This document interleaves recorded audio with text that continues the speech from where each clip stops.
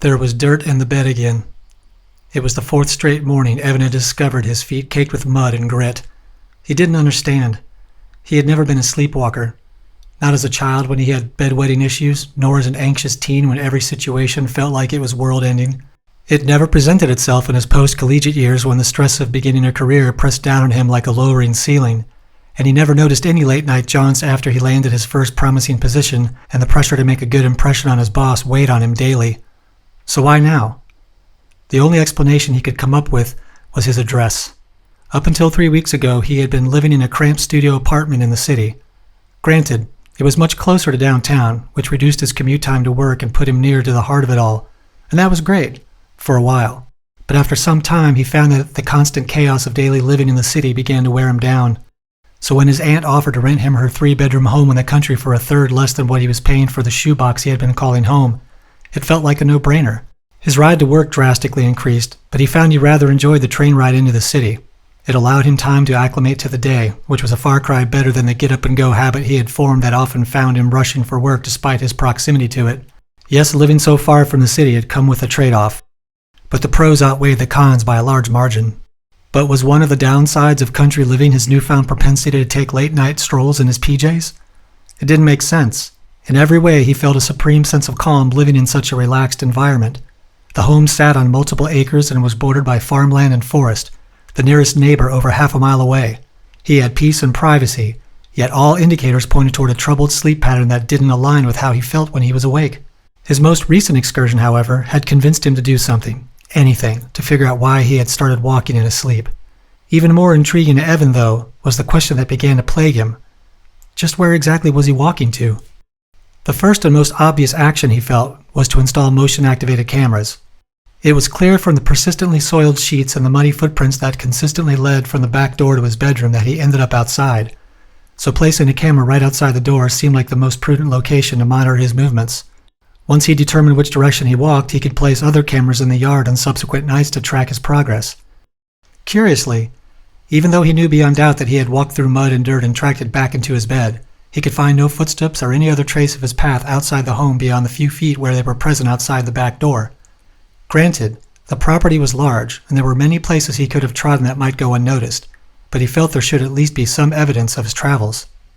As expected, he woke the following morning to discover his feet crusted with dirt and the sheets once again stained with dried mud. Intrigued, he snatched up his phone, connected to the camera via its app, and played back the recorded footage. But other than a deer passing through the property, there was only one other video, a 23-second clip of static. That was it. Evan didn't understand. Had the camera failed? Did it record the deer and then run out of juice? Or had something caused a jolt of electrical interference to disrupt the camera's circuitry? Perplexed, he decided to employ all 3 of the motion-activated cameras he owned and place them at various points around the exterior of the back door. Angling each one differently from the other 2, he felt assured that he would capture some incriminating footage of himself staggering off into the night. But when he roused the next day and checked the footage, what he found astonished him. All 3 cameras had recorded only static. But what was particularly mystifying was that each one had recorded the static for precisely 24 seconds, and all at the same time.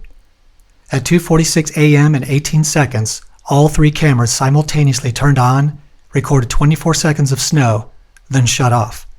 Even more perplexing was that the same deer had returned to munch some grass in the yard, but this time it arrived after the 24-second clip, which to Evan meant only one thing. The cameras hadn't failed.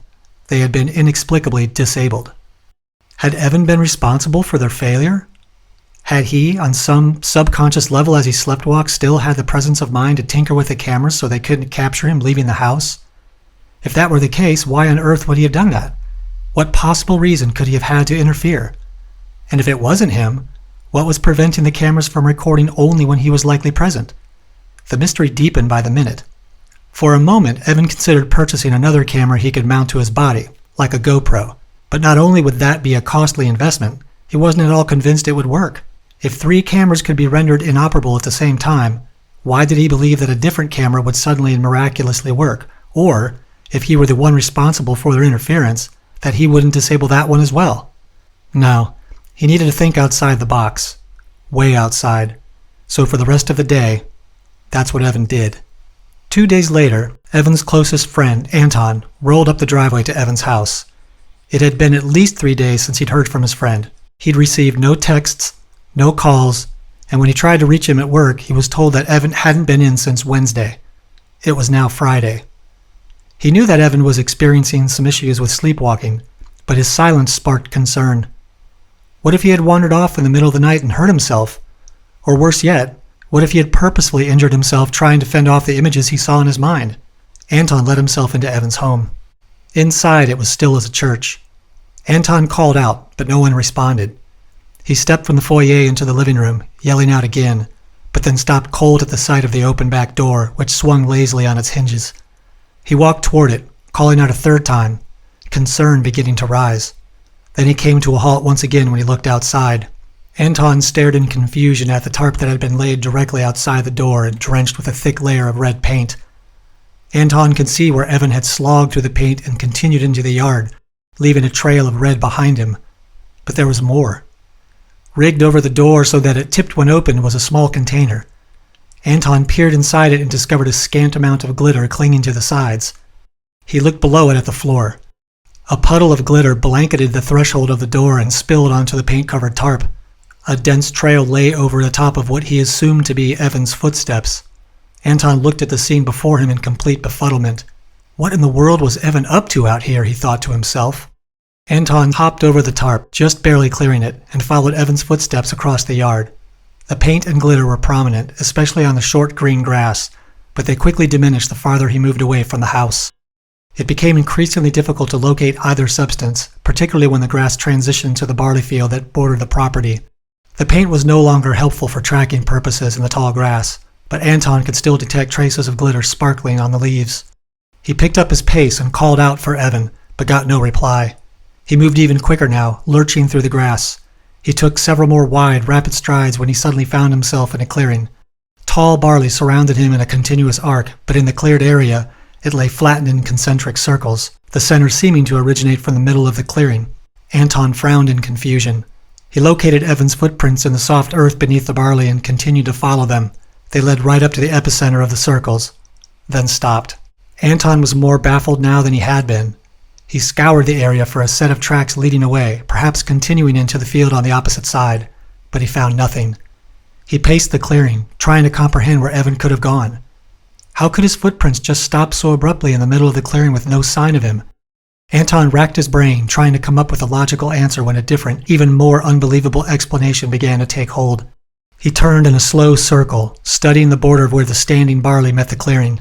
He didn't want to believe, couldn't believe, what he was thinking, but the evidence pointed to the impossible.